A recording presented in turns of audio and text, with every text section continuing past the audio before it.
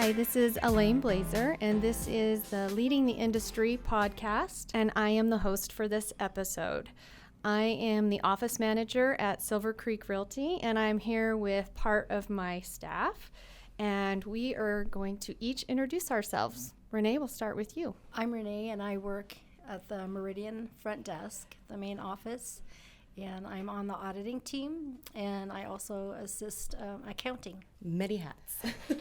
My name's Tanaya, and I'm on the compliance team, but I am also the receptionist and main lady at their Boise office. I'm Patsy, and I work at the Nampa office, front desk, and I'm with the compliance team, work on all the real estate docs and send out little emails here and there.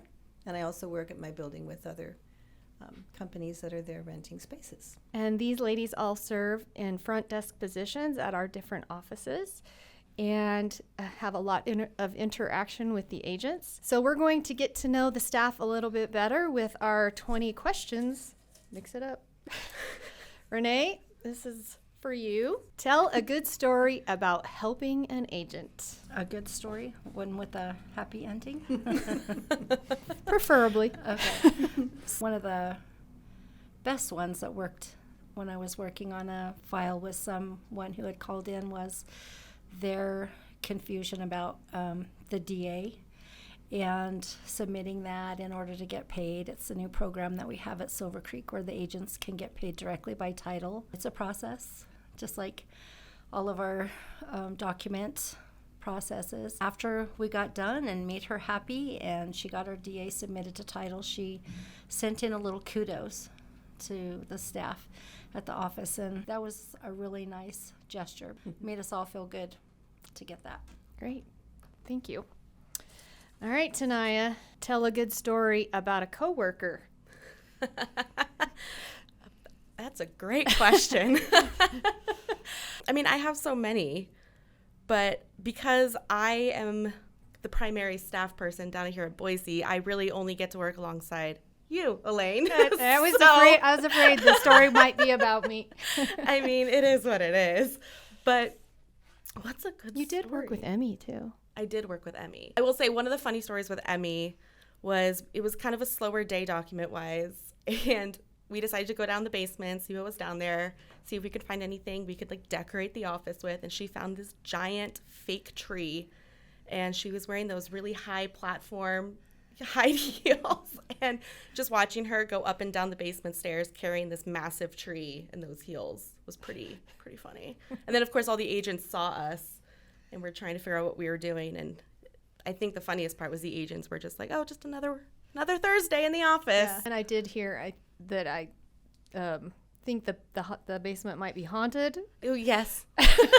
I'm pretty sure the basement's haunted as well. So, well, kind of. So we have it painted now, and it's like a light gray and white. I don't know if you ladies have gone down since it's been painted, but before it was dark and creepy, beyond creepy. And there's these like tunnels that lead underneath the building, but there's no doors.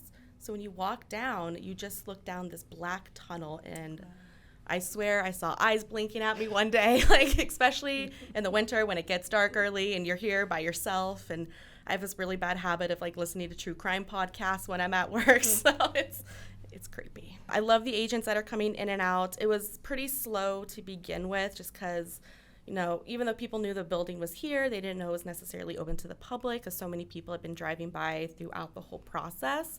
So it's awesome. It's so fun. I have people who had offices previously that come in. I've actually had the owner who owned it 2 times before us come in, take a walk around, and she was telling me where the different offices were and what we've changed. And it's pretty cool hearing the different histories that people have with this building. For us, I believe we are the 6th or 7th owners of this particular building, and the original building was a dairy. And one of our agents here in the office actually found out when he moved into his building or his office that his great-grandfather worked here when it was a dairy. And he has the actual pocket knife from the dairy that was provided. And he has a picture that his great-grandfather took standing in the middle of State Street of the building, and he went and recreated the exact same picture. So he has that framed in his office, but it's pretty cool. I'll have to show you guys. Yeah. Silver Creek purchased the office couple years ago, and all of our Nampa agents that were at other places moved in there. So it's a large building, kind of loops around on both ends like a big circle, and the kitchen and desk are in the front where I am at the front desk. So our agents use the spots on one side, and then on the other side we rent out to different businesses that need an office space and a place to work and have their computer and desk and such. So we've been there 2 years. I love working in Nampa because I live kind of on the other side of Nampa. So yeah, it's a little shorter trip for me to drive. I've got connected and gotten to know the businesses that come in and the people that work for them, and it's just fun to help facilitate a lot of different things. And we've got great agents in Nampa. It is very cool. She has a masseuse too. What? Yeah. We have a One of the massage tenants? therapist Yeah. that has an office there. Yes, and she's wonderful. She's 15 years experience, and she does a great job. You need to take advantage of that. I have. Oh, okay. All right. I save my money and I go. When I covered for her, she was like, and if you can get an appointment with her, it's great. She does a great job. For all that stress where your shoulders grow up to your earballs. What do you want to know about the Meridian office? Other than it's How big fun and is it? beautiful, and it's got the water feature downstairs. That's a big attraction for grown-ups and kids alike. The kids really like it, and I like the fact that it's almost like a horseshoe. Also, that's how I explain it, because the upstairs and the downstairs are both around a center area, and so there's stairways on each end and of it, and the heart of the office is right in the middle. The staff is right in the middle of everything. So every agent that comes in to go and get their mail or commissions or whatever it is, go right past the front desk, right past the open door of the broker's office, and into the common space where all of the files are located. And the open door policy that our brokers have for the agents and the availability of our brokers for the agents is one thing that I really think sets us apart. They don't have to make an appointment. They don't have to wonder if the broker's busy. We just tell them, see if their door's open, give it a knock, and, if they can, they'll see you. So it's laugh and giggle and music. Some days playing, sometimes a little too loud. What are you saying, Renee? Nothing. I don't ever think it's too loud, but that's just me. But yeah, like I say, and the agents come in and they stop and they talk and they tell stories, and to be brought into that, to feel like you're a part of not just them as an agent, but, their life, their kids and their grandkids and all of that, to get those things shared with you is really cool. I think that connection that Silvercreek has with their agents. That's one of my favorite parts, too, Yeah, is the agents that come in and want to share and talk to us. Yeah, and they stop and they stop and they stop and they stop. Stop at each desk. Down the hallway. Yeah, it's really neat. Well, Patsy, I'm going to ask you your question. Oh no. Do your goals and dreams energize you or exhaust you? Which goals? Oh. Well, I guess you could talk about what your goals are first. Oh, I think they energize me. Yeah. The older you get, your goals change. So maybe they're a little bit more calming than they used to be when I was younger. So yeah, I have some goals the older I gotten, to probably simplify my life. I used to kind of live off of constant change, and if I was bored, I had to do like 5 more things, add to my plate, not say no, and in addition to my 9-to-5 job. So, and now I've got my 3 daughters and my grandchildren, and so they're kind of my goals, to prioritize time and my goal of slowing down a little bit. So, Good. I'm going to ask Tanaya this question. Would you ever start a celebrity fan club? And if so, for who? No. This is the one that I didn't have an answer for. It's not your typical. Have you ever heard of Bethany Hamilton? So she is a professional surfer. Oh, I have. She went viral before viral was really a thing, but she got her arm bitten off by a shark. And I lived in Hawaii, so like everybody knew who Bethany Hamilton was and is. And I read her book when I was little. I watched the movies. I follow her on social media. I just love her. So I would probably fangirl pretty hard over her. But it also, like, just starting a fan club sounds exhausting. It just sounds exhausting. But I will say I did run into her at an airport once when she was on her honeymoon, and I was going to say hi, but she was running late for her flight, so I did the better thing and let her catch her flight than stop her. But also because that would mean I'd have to follow her around and get, like, photos, which means I'd be on the beach all the day. That's not a bad thing. You know. Okay, I have a question. I'm going to ask Elaine. Why do you love Silvercreek Realty Group? Wow, there's more than one answer to that question. I think I've been there 11 years, going on my 12th year, or starting, Change has been a huge part of Silvercreek, so it's never gotten stagnant as far as the work. I know we sit at a desk for 8 hours, and you would think that it would be, mundane, monotonous, but there's so much change that happens at Silvercreek, and the innovative thinking, the forward thinking that Silvercreek takes with marketing and offering options to agents and just everything. It just makes it a fun office to work for, and one that I'm proud to work for. I mean, it's allowed me to do the things I've wanted to in my life with, finances and just everything it has provided me. So there's lots of reasons why I like Silvercreek. I knew you did. That's why I wanted to ask you a question. Not that you guys don't. I knew you did too. Okay. You want to pick Renee? This would be a good one because I want to know, inquiring minds want to know. What creative source or outlet do you often visit to get fresh ideas or renew your creativity? So I do like to listen to podcasts. We're currently reading a book in our leadership meeting that I have found very helpful and in giving me new ideas for leading the team. Those kind of things help with creative thinking. I am always just trying to come up with new ideas for new approaches to the way we do things. I like listening to your guys' ideas for creative ways to do things. I love input from everybody. Outside of work, I just try to stay active, and pickleball is my one outlet, as you all know. And I think just constantly doing things, you hear people talking and hearing ideas, I think, pretty much is how I would answer that. This question's for Renee. Oh, okay. It's an easy one. Okay. I got you, girl. What was your first job? Oh my gosh, like first ever. Yeah, first Okay. ever. First ever. Okay, this is gonna take people way back. So if I go honestly about my first job ever, when I was a teenager, I lived in a farming community south of Nampa, Idaho, and I grew up on a farm. And so my very first ever job was on a corn topping crew. Oh, cool. So people may not even know what that was. I was just going to ask you what that was.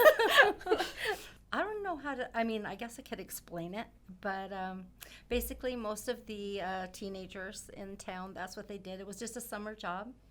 And back before all the, there were farm workers, but the teenagers would be on topping crews, and we would go out and you actually take off certain tops of the corn so that they cross-pollinate. So if you don't know all that, but it was also some of the first places where teens got to meet other teens from other towns and things like that. So it was kind of a social thing too, I guess. Mm-hmm.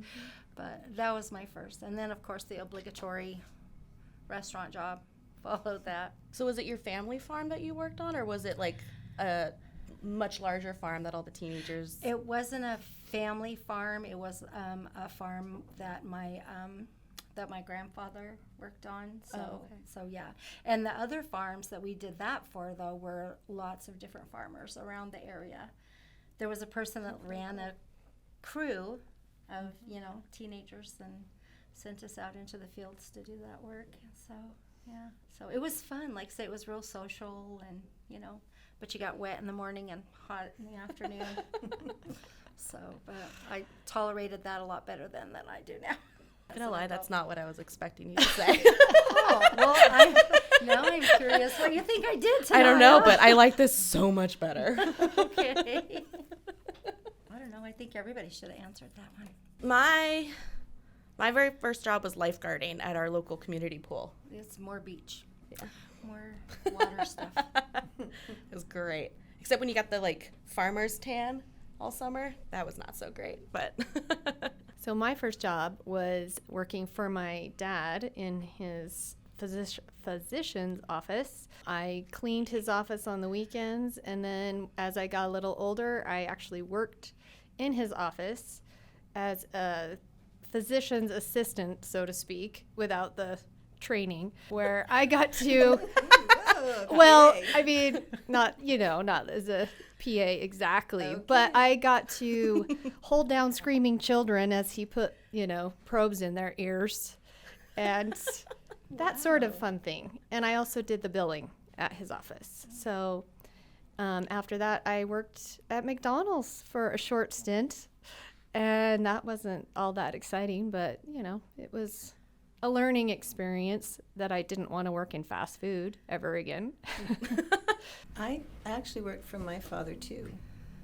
He was self-employed. He built stainless steel knife gate valves, huge in Seattle. So all of us kids first had our first jobs with him, go down and do paperwork, file work, and all of that kind of thing. That was the beginning of me working hard, other than my mom making us clean the house every Saturday and working hard and weeding and whatever else. Yes, Yeah. I did that too. I get to be next, right? Yeah, go ahead. Oh, no, you were. I'm fine. You go ahead. Are you sure? Yeah, go ahead. Okay. Tanaya, what would be your dream car? Ooh, my dream car. Mhm. I would really love to have a 4Runner that's all jacked up for camping, off-grid, because right now that's what we do. My husband's truck is like that, but I want my own car, my own stuff with my own setup. Very good. Yeah, with the tent on top, not a gazebo. What am I trying to say? Where it provides shade. Got the rollout The thing. canopy. Canopy, yeah. Canopy, have... Not what I expected you to say. No, not... My husband built this, in his truck, the truck bed. It's a slide out, and it's a fridge freezer that's operated by his truck battery. So, when we go camping, we don't have to go buy ice all the time or, dump the cooler. Cool. So I want that. If I could have a little solar panel to do it. Yeah. Little outdoor shower. That's what I'd want. Sounds like a camper. Just want But a camper. not. Well, yeah, I'll take a camper too. But you could take it all off. All that stuff comes off, and you just have this really cool 4Runner. Well, this might be for everybody, but Patsy, what is your favorite part of your job? The people. Hands down, it's always been. Since I started in 2014, I was at the front of the Meridian office for 4.5 years. Yes, always the people, the agents, and I just love visiting with them and them visiting with us and learning about their lives and getting to know them and getting to encourage them. And I don't know. I probably had to work on not talking too much. Patsy, don't talk so much. Work on the docks. But and the same thing where I'm at in Nampa is that I just love working with the people, and when they come and they go and finding out about their lives and what's going on and visiting. Because what we do is very detail oriented, and it's not just that it's monotonous. It's you have to be correct in what you're doing because you're correcting things. So it's fun to have that balance and that personal balance of other people's lives and things. Yeah. Well, I also feel like it's nice when you're having those connections with agents. When we send them our quote-unquote love notes, they actually know who's responding. It's not just a name. I find that the agents that I have more of a connection with that are coming in and out of the office are a little bit more grateful for our love notes, so to speak. and that that I can. It's very much like, thank you, thanks for catching that, and so that's fun too. So, okay, last question. What makes Silvercreek Realty the best brokerage in the state of Idaho? What doesn't make Silvercreek Realty the best brokerage in the state of Idaho? I mean, I've worked at other brokerages, a few over the years, and I have never, ever seen anything like Silvercreek. What they offer to their agents and the staff, and just, what doesn't make it the best? That's I all like can that say. answer. Straight to the point. Yeah, I mean, there's so many things. Yeah. So. Tanaya? I think it's the best because our mindset. The one thing that I noticed when I came to Silvercreek was one of the first things that I was told was our client is not necessarily the buyers and sellers. The client is our agents. We are agent driven. We want to make sure that they have everything that they need in order to, survive crazy market changes and be prepared. Because if we have happy agents, and those happy agents are going to be able to get their business. The amount of training that's offered, not only to agents, but to the staff members is just like unprecedented from what I've seen. I've worked with one other brokerage and I did not get that amount of guidance. So Silvercreek is awesome. And of course, like every time you walk into an office, it's always smiles, how are you? I think that's a huge thing too. We have great staff members. I'm not like tooting my own horn, but like, look at you ladies. Like even as like the newest member to the compliance team, just being welcomed, it's a sense of family. It's a family-owned company, and that's how everybody is viewed. I think we're ready to dominate the world. World domination. We are growing, that's for sure. Patsy? Oh, everything you guys said. I think I would also add just, I think it comes from the top down. Other jobs I've had, if you don't have quality people at the top that have the heart and the vision and the drive and the desire to meet the agent's needs or meet people's needs or help them grow or encourage them or whatever, it just trickles down to everybody. So I've always felt like Silvercreek has been a reflection of Aaron and his, Joyce and Roger Dowdy and then all of you. One of the questions was, who do you look up to? We didn't ask that, but I look up to you. Oh. And I've known you since 2014, and I just think that Silvercreek has done a great job of putting people together that to make it a good company, but also just to encourage our agents, and I love our agents. I just like the people that have chosen to be Silvercreek agents. And I would just add that we do have incredible staff, and us as a team, everybody, it is like a family. It translates with the agents too. I think they feel like they're part of a family when they join us, and we do try to welcome them in that way as well. And I do think the innovative thinking, the forward thinking, the always trying to be one step ahead, of offering things to the agents, I think is why Silvercreek continues to be the largest in Idaho, and our fee structure. So, yep. And thank you, ladies, for being such an integral part of that team and leading the offices with your presence in your front desk jobs that you do. So.